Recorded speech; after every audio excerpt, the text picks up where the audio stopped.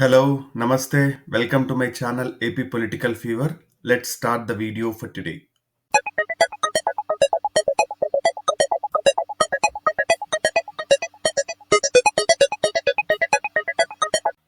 మనం ఆల్రెడీ 150కి పైగా నియోజకవర్గాల ఎన్నికల సర్వే అండ్ ప్రిడిక్షన్ వీడియో చేశాము. ఈ వీడియో వచ్చేసరికి ఉమ్మడి విశాఖ జిల్లాలోని ఆఖరి కాన్స్టిట్యుయెన్సీ విశాఖ నార్త్ నియోజకవర్గం గురించి చూద్దాము. ఇది జనరల్ కాన్స్టిట్యుయెన్సీ ఉమ్మడి విశాఖ జిల్లాలో ఉండేది. ఇప్పుడు కొత్తగా ఫామ్ అయిన విశాఖ జిల్లా కిందకి వస్తుంది. పార్లమెంట్ పరిధి వచ్చేసి విశాఖ.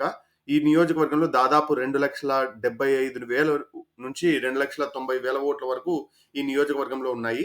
ఇక్కడ చాలా కులాలు ఉన్నాయని చెప్పొచ్చు. ప్రతి కులం కూడా దాదాపు 10,000 పైన ఉన్న కుల సామాజిక వర్గాలు మాత్రమే ఈ లిస్టులో యాడ్ చేయడం జరిగింది. సో కాపు సామాజిక వర్గం దాదాపు 45,000 ఓట్లు ఉండే నియోజకవర్గం. కాపు సామాజిక వర్గమే అత్యధికం అని చెప్పొచ్చు. యాదవ సామాజిక వర్గం 18,000 ఉంటారు. గవర్లు 20,000 దాకా ఉంటారు. ఎస్సీ సామాజిక వర్గాలు దీంట్లో ఎస్సీ మాల్ వచ్చేసి 27, 28,000 ఉండొచ్చు. ఎస్సీ మాదిగ వచ్చేసి ఒక 5 నుంచి 6,000 ఉండొచ్చు. సో ఎస్సీలు రెండు కలిపి దాదాపు 34,000 ఉండొచ్చు. కొప్పుల వెలమ దాదాపు 19,000 మంది ఉన్నారు. గౌడు సామాజిక వర్గం 10,000 మంది ఉన్నారు. రెడ్డి సామాజిక వర్గం కూడా దాదాపు 26,000 ఓట్లు ఈ నియోజకవర్గంలో ఉన్నాయి.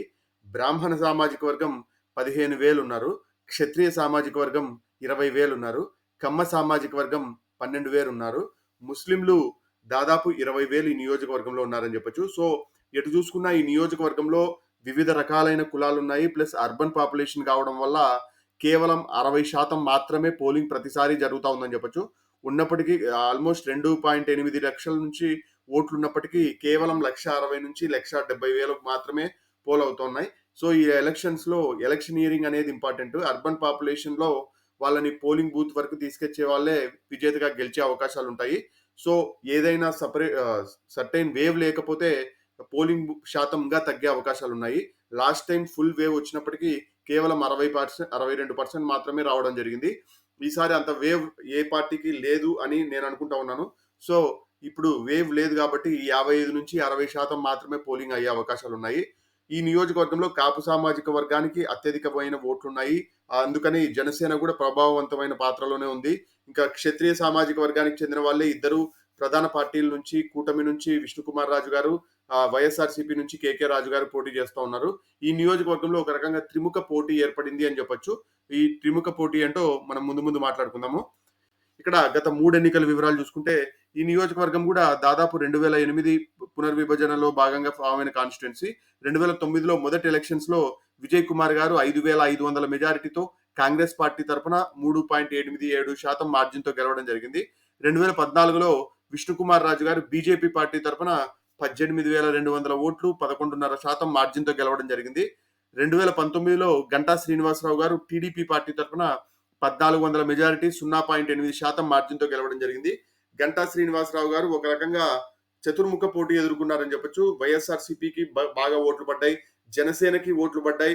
విష్ణుకుమార్ రాజు గారు కూడా తన సొంత ఇమేజ్ తో దాదాపు 18,000 ఓట్లు రాబట్టారని చెప్పొచ్చు. సో ఈ నియోజకవర్గంలో వివిధ రకాలైన ఓట్లు, ఇండిపెండెంట్లు కూడా బలంగానే ఓట్లు సంపాదిస్తారు. ప్లస్ వైజాగ్ కావడం వల్ల విశాఖ స్టీల్ ప్లాంట్ ఎఫెక్ట్ కూడా ఈ నియోజకవర్గంలో బలంగా ఉండే అవకాశాలు ఉన్నాయి. సో ఇప్పుడు ఎన్డీఏ పొత్తు ప్రభావంగా చూసుకుంటే గత ఎన్నికలలో వైఎస్ఆర్సీపీకి 65,400 పోలైనాయి, టీడీపీకి 67,300. సో కేవలం 1,700, 1,400 మాత్రమే అధికంగా రావడం జరిగింది. జనసేనకి 19,139 పోల్ అవ్వడం జరిగింది. బీజేపీకి ఓట్లు పడ్డాయి అనే దానికన్నా విష్ణుకుమార్ రాజు గారికి దాదాపు 18,800 ఓట్లు పోలైనాయి. ఇది ఆంధ్రప్రదేశ్ 175 కాన్స్టిట్యుయెన్సీలలో హైయెస్ట్ ఓట్లు అని చెప్పొచ్చు. కొన్ని దాదాపు 20 ఎంపీ సీట్ల కన్నా బీజేపీకి ఈ ఎమ్మెల్యే సీట్లోనే అధికంగా ఓట్లు వచ్చాయంటే పెద్ద ఆశ్చర్యపోవాల్సిన అవసరం లేదు.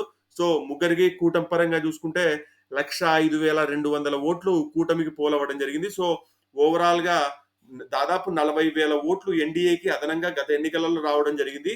ఈసారి వైఎస్ఆర్సీపీ గత ఎన్నికలలో ఓడిపోయిన కేకే రాజు గారికి ఎమ్మెల్యే టికెట్ ఇవ్వడం జరిగింది. బీజేపీకి పొత్తులో భాగంగా ఈ సీట్ రావడం వల్ల విష్ణుకుమార్ రాజు గారు తిరిగి 3వసారి పోటీ చేస్తా ఉన్నారు. ఇప్పుడు పోటీ ఆసక్తికరమైనదని చెప్పొచ్చు. ఈయన విజయ్ కుమార్ గారు, ఈయన 2009 నుంచి 14 వరకు కాంగ్రెస్ పార్టీ తరఫున ఎమ్మెల్యేగా ఉన్నారు. దాని తర్వాత వైఎస్ఆర్సీపీ పార్టీలో చేరడం జరిగింది. దాని తర్వాత టీడీపీ, మళ్ళీ ఇప్పుడు వైఎస్ఆర్సీపీలోనే ఉన్నట్టున్నారు. నెక్స్ట్ విష్ణుకుమార్ రాజు గారు. ఈయన 2014 నుంచి 19 వరకు బీజేపీ పార్టీ తరపున ఎమ్మెల్యేగా ఉన్నారు. ఈయన టీడీపీ కార్యకర్తలకు కూడా బాగా ఇష్టడే అని చెప్పొచ్చు. చంద్రబాబు నాయుడు గారిని బాగా పొగుడుతా ఉంటారు. సో, ఈ టీడీపీ కార్యకర్తలు కూడా ఈయన వెనకాల ర్యాలీ అయ్యే అవకాశాలుంటాయి. జనసేన ఓట్లు కూడా ఈయన వెనకాల ర్యాలీ అవుతే ఈజీగా గెలిచే సీట్ అవుతుందని ఈయన ప్రిడిక్షన్‌తో తిరిగి పోటీ చేస్తా ఉన్నారు. గెలుస్తారో లేదో చూడాల్సిన అవసరం ఉంది. నెక్స్ట్ గంటా శ్రీనివాసరావు గారు. ఈయన 2019 నుంచి 24 వరకు టీడీపీ పార్టీ తరపున ఎమ్మెల్యేగా ఉన్నారు. ఈ నియోజకవర్గంలో ఈయన గెలిచిన తర్వాత దాదాపు సైలెంట్ అయిపోయినాడని చెప్పొచ్చు. నియోజకవర్గానికి అందుబాటులో గాని, లేకుంటేనా ఏమీ క్రియాశీలకంగా కార్యకర్తలకు అందుబాటులో గాని, వాళ్ళ కష్ట నష్టాలు గాని ఏమీ లేకుండా ప్రస్తుతానికి నియోజకవర్గాన్ని వదిలేసి భీమిలి నియోజకవర్గానికెళ్లారు. సో, ఇప్పుడు ఆయన అక్కడ గెలుస్తారో లేదో చూడాలి. ప్రస్తుతానికైతే ఈయన ఈ నియోజకవర్గాల్లో టీడీపీ కార్యకర్తల నైరాశ్యానికి ఈయన కూడా ఒక ప్రధాన కారణం అని చెప్పడంలో ఎటువంటి సందేహం లేదు. ఇప్పుడు విశాఖపట్నం నార్త్ విషయానికొస్తే ఈ నియోజకవర్గం కొద్దిగా ఆసక్తికరం అని చెప్పొచ్చు. కేకే రాజు గారు వైఎస్ఆర్‌సీపీ తరపున పోటీ చేస్తా ఉన్నారు. విష్ణుకుమార్ రాజు గారు బీజేపీ తరపున పోటీ చేస్తా ఉన్నారు. జేడీ లక్ష్మీనారాయణ గారు తన సొంత పార్టీ కూటమి పెట్టుకొని జై భీమ్ పార్టీ తరపున పోటీ చేస్తా ఉన్నారు. సో, ఈ నియోజకవర్గంలో జేడీ లక్ష్మీనారాయణ గారు కూడా బాగా గట్టిగా ప్రచారం చేస్తా ఉన్నారు. ఆయన కూడా ప్రభావవంతమైన ఓట్లు రాబట్టే అవకాశాలున్నాయి.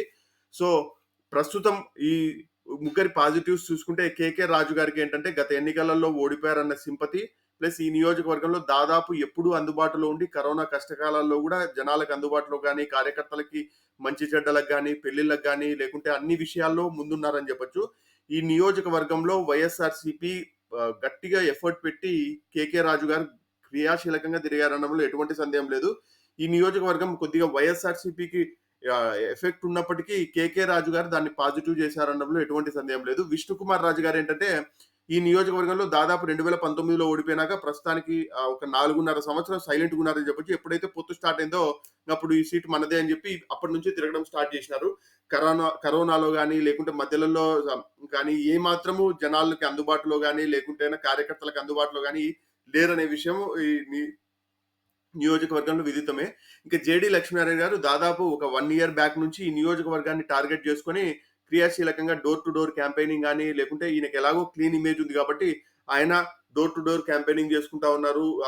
ఈచ్ పర్సన్‌కి నేను ఈ మేనిఫెస్టో ఇస్తా ఉన్నారు. ఈచ్ వార్డ్ వైస్ మేనిఫెస్టో, నియోజకవర్గం వైస్ మేనిఫెస్టో ఇచ్చుకుంటా జనాల్లో బలంగా తిరుగుతా ఉన్నారు. సో, ఈయన కూడా బలంగా ఓట్లు చీల్చే అవకాశాలుంటాయి. సో, ప్రస్తుతానికి ఉన్న అంచనా ప్రకారం అయితే నా అంచనా కేకే రాజు గారికి ఎక్కువగా అవకాశాలు ఉన్నాయనుకుంటున్నాను. ముఖ్యంగా ఈ నియోజకవర్గానికి గత ఎన్నికలలో ఓడిపోయారన్న సానుభూతి ప్లస్ ఈ గత ఎన్నికలలో ఓడిపోయినప్పటికీ పార్టీ ఇన్ఛార్జ్‌గా దాదాపు 5 ఏళ్లు పార్టీకి ముందుండి నడిపినారు. ప్లస్ కార్యకర్తలకు అందుబాటులో ఉన్నారు. సంక్షేమ పథకాలు అందించారనే మంచి పేరుంది. పాజిటివ్ ఇమేజ్ ముందు పెట్టుకున్నాడని చెప్పొచ్చు. విష్ణుకుమార్ రాజు గారికి నెగెటివ్ అయ్యే అంశాలు ఏందంటే 5 ఏళ్లు సైలెంట్‌గా ఉండడం, కేవలం పొత్తొచ్చింది కాబట్టి ఇప్పుడు మళ్ళీ పోటీ చేస్తా ఉండడం ఈయనకి నెగెటివ్ అవుతా ఉంది. ప్లస్ జేడీ లక్ష్మీనారాయణ గారు కూడా ఈయన ఓట్లు బలంగా చీల్చే అవకాశాలున్నాయి. గత ఎన్నికలలో దాదాపు 40,000 ఓట్లు అదనంగా వచ్చినప్పటికీ కేకే రాజు గారు దాదాపు దానిని పూర్తి చేసినారని చెప్పొచ్చు. సో, ప్రస్తుతం ఉన్న నా అంచనా ప్రకారం అయితే ఈ నియోజకవర్గం వైఎస్ఆర్‌సీపీ ఖాతాలోకి వెళ్ళడానికి ఉందని నేను అనుకుంటా ఉన్నాను. ఒకవేళ మీరు గాని ఈ ప్రిడిక్షన్‌తో ఏకీభవించకపోతే కామెంట్ రూపంలో తెలియజేయండి. అలాగనే చాలా మంది చూస్తా ఉన్నారు గానీ సబ్స్క్రైబ్ చేసుకోలేదు. Please try to subscribe. Have a good day. Thank you. By.